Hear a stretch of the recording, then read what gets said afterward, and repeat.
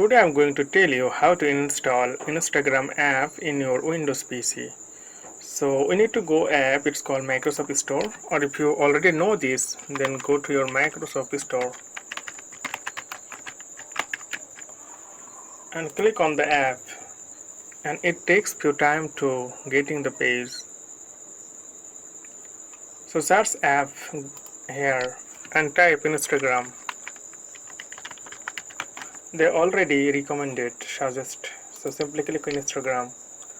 So when you join here, then you'll see it's gate here, it's not open. I already downloaded this in my device, that's why I'm seeing here like open. So simply click on gate. Once you click on gate, then you will see Instagram. Okay, and after that close this and go to your start, and you can see it's already downloaded. Simply click on Instagram, and then you will get your ID here.